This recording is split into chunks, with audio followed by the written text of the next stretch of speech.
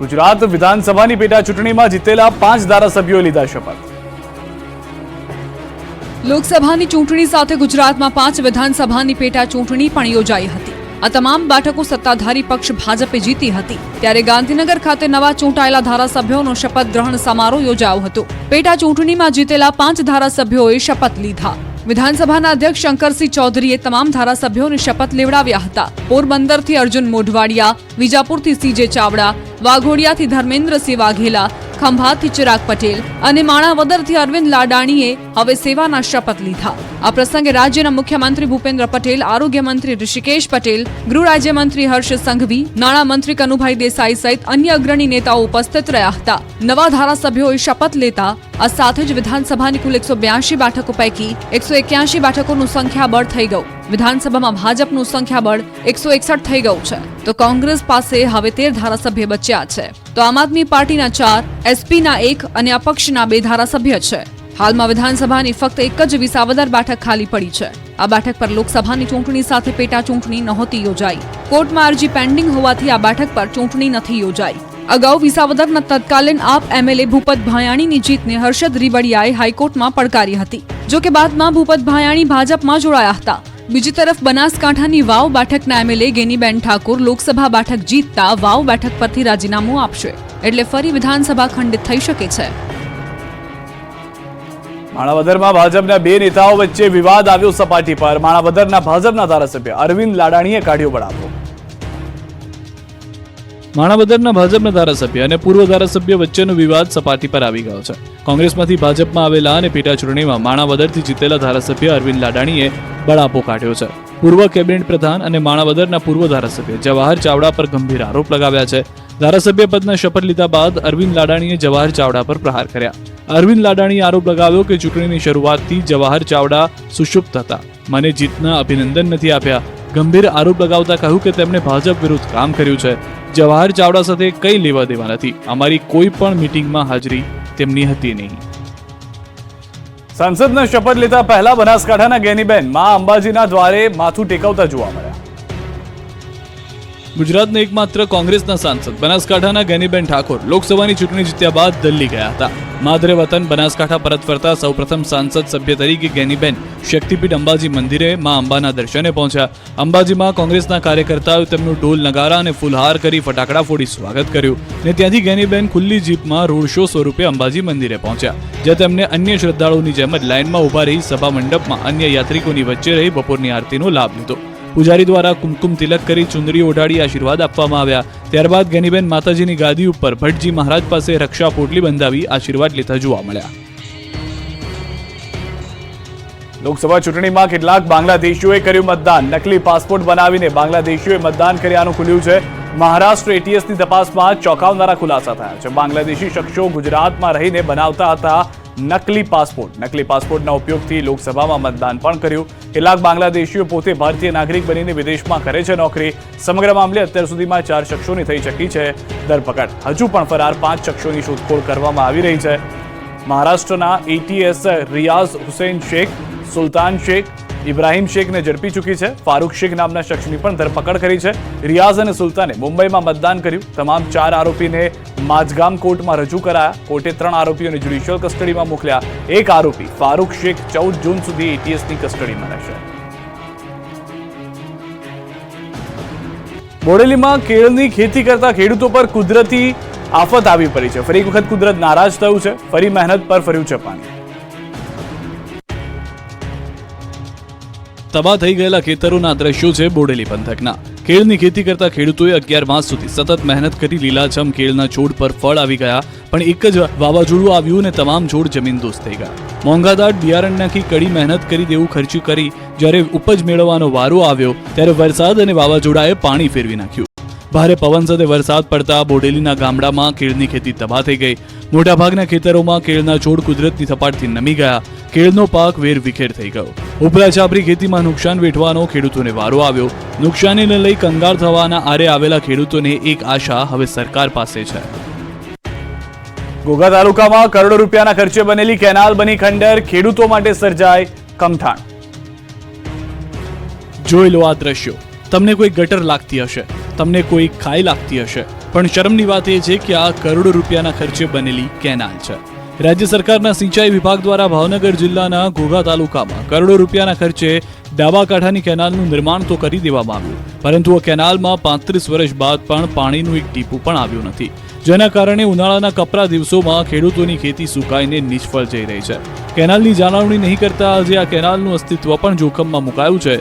196 કિલોમીટરમાં પથરાયેલી canal ઠેક ઠેકાણેથી તૂટેલી છે, જેથી ખેડૂતો માટે કેનાલ હવે કઠણાઈરૂપ બની ગઈ છે. જ્યારે નહેર વાટે પાણી છોડવામાં આવે છે ત્યારે ભારે માત્રામાં પાણીનો પ્રવાહ જમીનમાં જતો રહે છે. હાલની પરિસ્થિતિ તો એવી છે કે આ કેનાલો શોભાના ગાંઠિયા સમાન બંજર બની ચૂકી છે. આ અંગે અનેક રજૂઆત બાદ પણ કોઈ પરિણામ આવ્યું નથી. મોરબીમાં 45 હિન્દુ મંદિરોને પુરાવા રજૂ કરવા નોટિસ, હિન્દુ સમાજમાં રોષ. મોરબી શહેરની હદમાં આવેલા 45 હિન્દુ મંદિરોને નોટિસ ફટકારવામાં આવતા હિન્દુ સમાજમાં લોકોમાં રોષ ભભૂક્યો છે. અનઅધિકૃત જગ્યા પર આવેલા 45 મંદિરોને નગરપાલિકા દ્વારા પુરાવા રજૂ કરવા નોટિસ ફટકારાઈ છે. લોકોનો આક્ષેપ છે કે માત્ર હિન્દુ મંદિરોને જ ટાર્ગેટ કરી નોટિસ અપાય છે, અન્ય ધર્મસ્થાનને નહીં, જેને લઈને હિન્દુ સમાજના લોકોએ કલેક્ટરને હિન્દુ મંદિરોને યથાવત રાખી હિન્દુઓની આસ્થાને ઠેસ ન પહોંચાડવા ઉપર સુધી રજૂઆતના જિલ્લા કલેક્ટરને આવેદનપત્ર આપ્યું છે. તો આ મુદ્દે મોરબી જિલ્લા કલેક્ટરનો દાવો છે કે સુપ્રીમ કોર્ટના આદેશ અનુસાર કાર્યવાહી થઈ રહી છે અને હજુ સુધી ક્યાંય પણ ધાર્મિક સ્થળોમાં તોડફોડ કરાઈ નથી. તમામ ધાર્મિક સ્થળોને પુરાવા રજૂ કરવા નોટિસ આપવામાં આવી છે અને આ પ્રકારની નોટિસ કોઈ એક ધર્મના કે ધાર્મિક સ્થાનને જ નહીં પરંતુ તમામ ધર્મના સ્થાનોને નોટિસ આપવામાં આવી છે. લોકોની માંગ છે કે એક પણ મંદિર શહેરના કોઈ પણ રહીશો માટે અવરોધરૂપ નથી તેમજ ટ્રાફિક માટે અડચણરૂપ નથી, તેથી તે મંદિરને યથાવત રાખવા. રાજકોટથી સમાચાર. ત્રંબા ગામમાં સનાતન સંત સંમેલનમાં દેશભરના સાધુ સંતો ઉપસ્થિત રહ્યા. હિન્દુ દેવી દેવતાઓ વિશે અપમાનને લઈને ચર્ચા કરવામાં આવી. પુસ્તકોમાં અપમાન અંગે બેઠકમાં ચર્ચા. લીંબડી, જૂનાગઢ બાદ ત્રંબા ખાતે ત્રીજી સભા મળી. સનાતન ધર્મ સંસ્થાન સેવા ટ્રસ્ટ દ્વારા આયોજન કરાયું. જગતગુરુ શંકરાચાર્ય, દ્વારકાપીઠના પીઠાધીશ્વર સદાનંદ સરસ્વતી મહારાજ, કથાકાર મોરારી બાપુ, કથાકાર રમેશ ઓઝા, સંત શેરનાથ બાપુ, ઇન્દ્ર ભારતી બાપુ, કણીરામ બાપુ, દિલીપદાસજી સહિતના સાધુ સંતો ઉપસ્થિત રહ્યા. તો સંત સંમેલનમાં નિજાનંદ બાપુનું મોટું નિવેદન. આપણે જગતગુરુ શંકરાચાર્યને મૂકીને અયોધ્યા ગયા. અયોધ્યાના પરિણામોએ બતાવી દીધું કે ક્યાં ભૂલ થઈ. સનાતન કાલે પણ હતો, આજે પણ છે ને આવતીકાલે પણ રહેશે. ભગવતાચાર્ય રમેશ ઓઝાનું પણ નિવેદન. સ્વામિનારાયણ સંપ્રદાયનું નામ લીધા વિના આડે હાથે લીધા.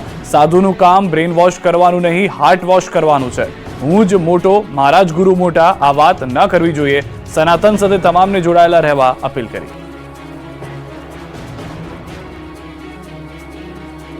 મિશ્ર ઋતુનો અહેસાસ થતા દ્વારકામાં રોગચાળો વકર્યો. હોસ્પિટલો દર્દીઓથી ઉભરાઈ. રાજ્યમાં મિશ્ર વાતાવરણના કારણે રોગચાળાએ માથું ઊંચક્યું છે. લોકોમાં વાયરલ ઇન્ફેક્શનનું પ્રમાણ ખૂબ વધ્યું છે, જેના કારણે દ્વારકા જિલ્લાની હોસ્પિટલો દર્દીઓથી હાઉસફુલ થવા લાગી છે. દ્વારકા જિલ્લામાં શરદી, ઉધરસ, તાવ, શરીરમાં કળતર, ઝાડા, ઉલટી જેવા રોગોનું પ્રમાણ વ્યાપક પ્રમાણમાં વધ્યું છે. દ્વારકા જિલ્લાની સૌથી મોટી ખંભાળિયા સરકારી હોસ્પિટલ દર્દીઓથી ઉભરાઈ રહી છે. દરરોજ 500થી પણ વધુ ઓપીડી નોંધાઈ રહી છે. દ્વારકા જિલ્લા આરોગ્ય તંત્ર પણ ખડેપગે હોય તમામ લોકોને પૂરતી સારવાર મળે તેવી વ્યવસ્થા કરાઈ રહી છે. હોસ્પિટલના અધિક્ષક દ્વારા લોકોને વધુ પાણી પીવા તેમજ દિવસે તડકામાં કામ સિવાય બહાર ન નીકળવા અપીલ કરાઈ રહી છે. જનતાને દૂધ બાદ દહીંનો ઝટકો. અમૂલના દૂધ બાદ હવે દહીં પણ મોંઘા. 1 રૂપિયાથી લઈ 10 રૂપિયા સુધીનો વધારો. મોંઘવારીએ માજા મૂકી છે ત્યારે જનતાને દૂધ બાદ હવે દહીંનો ઝટકો લાગ્યો છે, કેમ કે અમૂલે દૂધના ભાવમાં લીટરે 2 રૂપિયાનો વધારો કર્યા બાદ હવે મસ્તી દહીંના ભાવમાં 1 રૂપિયાથી લઈ 10 રૂપિયા સુધીનો વધારો ઝીંકાવ્યો છે. અમૂલ મસ્તી દહીં 200 ગ્રામનો જૂનો ભાવ 18 હતો અને તે હવે વધી 19 થયો છે. અમૂલ મસ્તી દહીં 400 ગ્રામનો જૂનો ભાવ 34 રૂપિયા હતો, જે વધી 35 રૂપિયા થયો છે. અમૂલ મસ્તી દહીં 1 કિલોનો ભાવ 72 હતો, તે વધી 75 થયો છે. અમૂલ મસ્તી દહીં 1 કિલો બકેટ જૂનો ભાવ 100 રૂપિયા હતા, જે વધીને 110 રૂપિયા થયા છે. અઠવાડિયા પહેલા દૂધમાં લીટરે 2 રૂપિયાનો વધારો કરાયો હતો. દૂધ બાદ દહીંના ભાવમાં પણ વધારો કરાતા ગ્રાહકો માટે મોટો ઝટકો સમાન છે. ગોંડલમાં ચાલતા ગેરકાયદે બાયોડીઝલના રેકેટનો પર્દાફાશ. રાજકોટના ગોંડલથી ફરી એકવાર ગેરકાયદે બાયોડીઝલના રેકેટનો પર્દાફાશ થયો છે. ગોંડલ તેમજ કાગવડ પાટિયા નજીક સ્ટેટ મોનિટરિંગ સેલે દરોડા પાડ્યા હતા. દરમિયાન મોટી માત્રામાં બાયોડીઝલનું વેચાણ થતું હોવાનું ખુલ્યું હતું. ગોંડલ જામવાડી નેશનલ હાઈવે પર નજીક આવેલા કનૈયા હોટલમાંથી 7,000 લીટર બાયોડીઝલ તેમજ પેટ્રોલ પંપ મળી કુલ 16,56,470 નો મુદ્દામાલ પકડી પડાયો છે. આ જગ્યા પરથી પોલીસે બાયોડીઝલ વેચનાર માલિક અને સપ્લાયર સહિત 6 થી વધુની ધરપકડ કરી છે. જ્યારે 3 ફરાર છે. મળતી માહિતી પ્રમાણે રાજકોટ ગ્રામ્ય વિસ્તારમાં ઓરડી બનાવી બાયોડીઝલનું ગેરકાયદે વેચાણ હાથ ધરવામાં આવતું હતું. વાવણી સમયે જ મોરબી પંથકના ખેડૂતો સાથે મોટી છેતરપિંડી. નકલી ખાતર વેચનારા સોદાગરો પકડાયા. ચોમાસું આવતા જ ખાતરમાં ભેળસેળ કરતા લોકો બિલાડીની ટોપની માફક ફૂટી નીકળ્યા છે. ત્યારે ફરી મોરબીથી નકલી ખાતરના સોદાગરો પકડાયા. મોરબીના ટીમડી ગામ પાસેથી શંકાસ્પદ યુરિયા ખાતરનો જથ્થો ઝડપાયો છે. ટીમડી ગામ પાસેથી યુરિયા ખાતરનો જથ્થો લઈને જતો ટ્રક પકડાયો. પોલીસે તપાસ કરતા 350 બોરીમાંથી 16,280 કિલો યુરિયા ખાતર કબજે કર્યું છે. યુરિયા ખાતરની કિંમત ₹97,680 છે. કુલ 7,97,680 નો મુદ્દામાલ કબજે કરી પ્રવીણ ઠાકોર નામના શખ્સની અટકાયત કરાઈ છે. કરજણમાં સરવાળા ગામે મગરનો વધ્યો ત્રાસ. દરરોજ મગરનો સામનો કરતા ખેડૂતો. વડોદરામાં તાતને સતાવી રહ્યો છે મગરોનો ત્રાસ. વડોદરાના કરજણમાં સરવાળા ગામના ખેડૂતો સતત ભયની પરિસ્થિતિમાં પોતાના જીવના જોખમે ખેતી અને પશુપાલન કરવા મજબૂર બન્યા છે. સરવાળા ગામની ઢાઢર નદીમાં મગરોનું સામ્રાજ્ય છે, પણ દરરોજ ઘરેથી ખેતરે જતી વખતે ખેડૂતોને મગરોનો સામનો કરવો પડે છે. 1-2 દિવસે મગરોના જીવલેણ હુમલાનો તાત અને પશુઓ ભોગ બની રહ્યા છે. એવું નથી કે નદી પર કોઝવે બનાવવાના તંત્રને રજૂઆત નથી કરાય. એવું પણ નથી કે પોતાનો જીવ બચાવવા ખેડૂતો દ્વારા કોઈ પ્રયત્ન નથી કરાયો. એકવાર નહીં પણ અનેકવાર રજૂઆત કરવા છતાં કોઈ સહાય ન મળતા ખેડૂતોને નદીમાં જાતે જ પગદંડી બનવા મજબૂર થવું પડી રહ્યું છે.